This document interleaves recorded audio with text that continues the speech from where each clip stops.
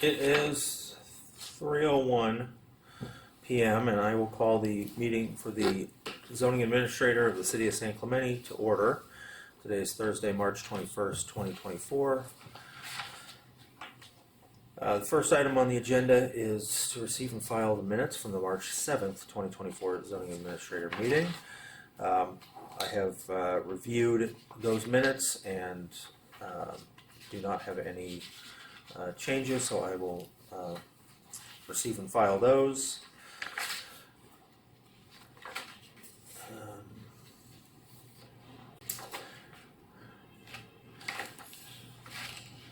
Alright, and just to confirm, I have 2 copies of it. It's What's wrong? here, I just have 2 copies of the minutes. Is there? Oh, I just wanted to make sure that you got them. Sorry. Next item on the agenda is oral and written communications. I do not see any members of the public that would be here, but just to confirm, is there anybody in the public who would like to speak? Seeing none, we will move on to our public hearings. Public hearing process includes a staff presentation, a presentation by the applicant not to exceed 10 minutes, and public testimony not to exceed 3 minutes per speaker. If members of the public show up, I will reiterate their ability to speak on the item, but until then, I'll open the public hearing and invite Mr. Champa to discuss City Antenna Permit 23-246. All right, thank you. Good afternoon. So the request is for an AT&T wireless facility, requesting a city antenna permit. So to just give a little background, the project is located at San Gregorio Park, which is an open space, public within the city. It is a park. It does have other wireless facilities at the park. CAP is required due to the project site and is located in a pre-approved location and pre-approved design as part of the wireless master plan. So here we have the project location in the star here, which is inclusive of mechanical equipment enclosure as well as a existing pole that would be replaced with new antennas. So the project description includes the replacement of the existing light standard at the same height as the existing height of 7 feet 10 inches tall, but of a structural integrity to handle the proposed 6 antennas, and with the ground equipment, which would be 308 square feet. The height of the antennas are proposed to be 63 feet in height, which is comparable to the existing ball field light standards that are proposed. So here we have the site plan in more detail, illustrating the expansion of the existing Verizon wireless facility enclosure with that 308 square feet for the necessary equipment for the wireless facility, as well as the location of the existing light standard near the batting cages, which would be replaced as part of the project. So here we have the visual simulations of the existing and proposed, which are consistent with the wireless master plan, that they be flush mounted to the pole of the equipment. And it would be reusing the existing lights to ensure consistency in design and lighting for the facility. So the design review did review this application and was supportive of the project with recommended improvements to the enclosure design, and that it be surrounded by a perimeter wall where the existing enclosure is fencing with the green screening, as well as the incorporation of a landscape perimeter around there to provide some vertical planting.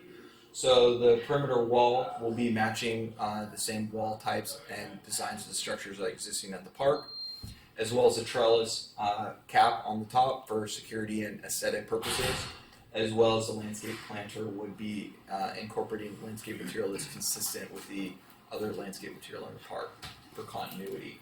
It was also reviewed by Beaches Parks and Rec to ensure maintenance and consistency. So the project is consistent with the wireless master plan, that is the pre-approved design for the park, reusing the light as I previously stated, and design review supportive with the proposed design before you. So the project complies with all the necessary findings with the city antenna permit. Staff's recommending approval. Staff, that concludes staff's presentation. The applicant is available for any questions. The applicant has a presentation if necessary. Okay, thank you very much. Would the applicant like to make a presentation if, I could run through it real quick. It's pretty simple. It's brief. Probably won't take. I've got a couple questions if you Yeah. want to just incorporate the answers of those questions in the presentation and help you kind Okay. of understand All the what slides are. Okay. what my questions would be. So, the proposed enclosure is adjacent to an existing Verizon enclosure. That enclosure is split face block wall. The existing enclosure is not. It's the chain link with the green mesh screening. Okay, how long ago was that installed? Do you know? Probably over 10 years ago. Okay. So this one will have a wall that's consistent with the other structures in the park, Correct. and a landscaping that's around it to help soften it. That's correct? Correct. Around the expanded portion. Okay. As far as the ownership of the new light standard, Mhm. who owns that? The city would still own that. Okay, but AT&T is paying for the cost of that replacement Yes. in order to facilitate. Yes. Okay. Yeah. Okay. All right. Those were the basic questions that I had. If you want to expand on anything that Mr. Champa discussed or add additional information, I'd be happy to hear it. I don't have too much further. It's basically my presentation is kind of a summary of zoning process and review that we go through. There's a little bit of a demonstration of the justification maps, shows the existing coverage and new coverage. Actually, that was a question that occurred to me, but I think it's kind of been addressed over the past couple applications. In the past, the design review subcommittee and maybe the planning commission had asked about, I'll say, the density of facilities at the park. So if you want to talk about the need for services here, I think that would actually be good. Yeah, Put on the record. It can demonstrate a little bit in the prop maps that I have Okay. available. Do you want me to go to those? Just go ahead and go to the next one. Go back one. So this one, it all starts with AT&T identifying a significant gap in service in an area. So that's how, through all their studies, they little by little trying to build their network, identify these gaps, and we try to fill them by finding a new location for a new antenna. So that was found here in this local community around the park. Go to the next one. Okay, we already summarized this. Pretty much the equipment, antennas, radio units, be a 20 kilowatt diesel generator on the facility. Go ahead, next one. This is again the site plan. Go ahead next. This is just kind of what we, especially if the public is in the meeting, we try to let them know what process that we go through and the parameters that we try to meet to get to this point. Everything, either any one of these 5 tables could eliminate the site. So zoning, leasing, have to find a viable, landlord. Engineering, if that doesn't work, then of course we don't have the site. Has to be able to be constructed. Landscaping, the topography has to be able to, be built on. And then regulatorable just refers to the compliance needs that we need to meet with the federal guidelines as far as the EME reports that we provide as part of our application. And being within the federal limitations Correct. of RF exposure, Correct. things like that. Okay. Yeah, and we provide initially to the planning staff, and then also at the end, once we finish our building and safety, we provide one to a regulatory agency for their review. Okay. Okay, no, sorry, I'll just go back. Again, the 2 main components that we try to meet is the gap in coverage, try to demonstrate we're filling that need, and then the other one is trying to be the least intrusive visually, being full stealth or least impact on the environment, I Yeah. guess. So this is just kind of a picture of the ring, the search ring that we're working with, the zoning. And we generally will provide some type of a alternative site analysis in our application. And sometimes we're very limited on our possible options. This one being primarily residential community, we had very little options. The open space is compatible with wireless facilities, so sometimes just like to show that, because sometimes there's,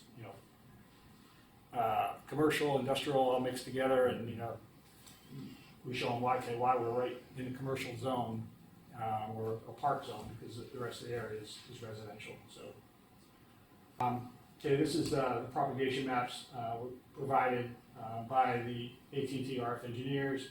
This is the existing coverage, with green being the strongest signal. Yellow is, in-car signal driving in the area, and then the lesser service in the purple color. So this is the existing coverage without the site, and then the next one is the new coverage. So you can see a demonstrated difference in new coverage. So definitely filling that need for services in the area. Sure, there's a couple more public benefits.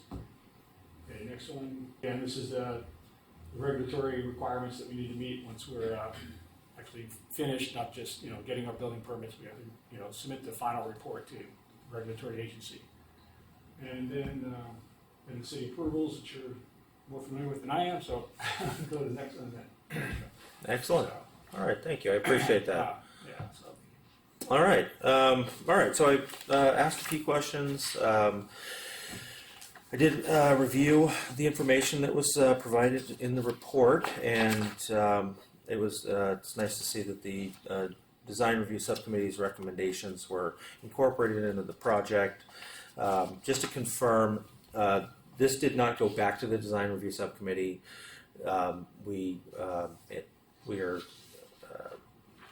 City staff is recommending approval based on the Design Review Subcommittee's support, since they incorporated the changes. Is that correct? That's correct. Okay.